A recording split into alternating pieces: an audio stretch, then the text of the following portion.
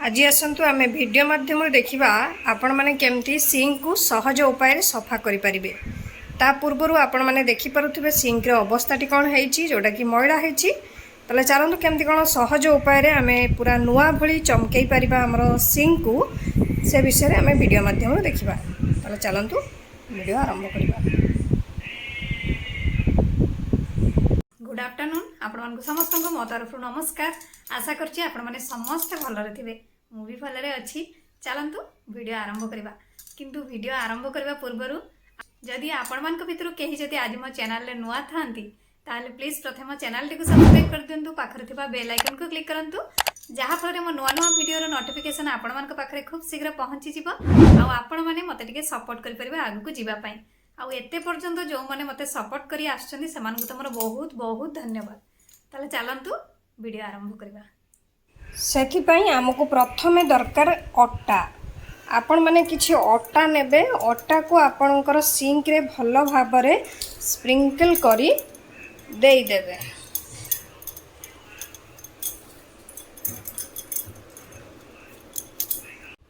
तापरे हमकु दरकार पीतांबरी। आपण माने ताकू भी सिंक रे भलो भाबरे देई देबे। एकु एबे एमती अट्टा ता सहित आपणकर पीतांबरी को भलो भाबरे देई सारला परे आपण माने एकु एबे 5 रु 10 मिनिट पाखापाखी टिके छाड़ी देबे। एबे हमरो 10 मिनिट पाखापाखी हेई गलानी। आमे एबे गोटे स्क्रबर नबा टिके ओदा कर दबा। तापरे हमरो सिंक को भलो भाबरे स्क्रब कर दबा।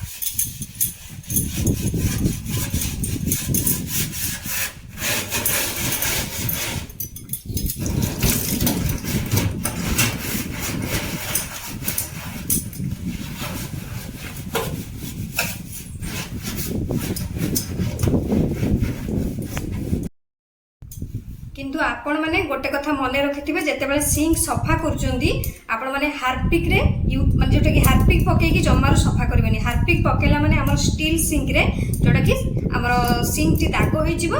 तेणु आपण माने केबे भी हार्पिक ऐड करबे नाही। आउ जदि लेंबू रो भी सफा करबे से भी बहुत सुंदर सफा हो। मु आपण मानकु भी देखैथिली या पूर्व जोटा कि मो प्रीवियस वीडियो में आपण मानकु देखैथिली जोटा लेंबू रो केमती आपण माने सिंक सफा करबे। किंतु आपण मानकु पे जो अट्टा आउ पीतांबरी ये आपन बहुत सुंदर सफा हो। आपण माने थरे सफा करके एई मेथड रे देखंतु पूरा पूरी आपन सिंक नुआ परि चमकी उठिबो। किंतु आपण माने सप्ताह रे जोटा कि थरे करंतु नले दुई थर करंतु। आ जदी सबठर बेस्ट जदी आपण माने बासन माजी सारले तापरे आपण माने कोन करिवे ना से संगे संगे जो थरे आपण माने बासन माजुथिबे जो स्क्रबर रे जोटा स्क्रबर पैड जोटा ता द्वारा जदि आपण माने सिंक को सफा कर दियंती तो आपण मानकर सिंक आ मैला हबार प्रश्न ही नाही। ताले चलंतु आमे बे भलो भाबरे एकु घसी सफा कर दबा।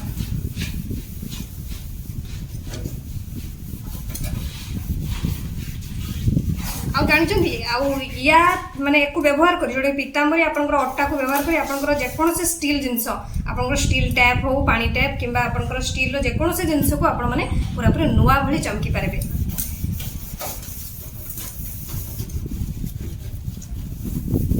एबे हमर भलो भाबरे घसीबा सरी गलानी। तो चलंतु पानी ढाली के धोइबा और देखिबा केमती कोन सफा हेछि। चलतु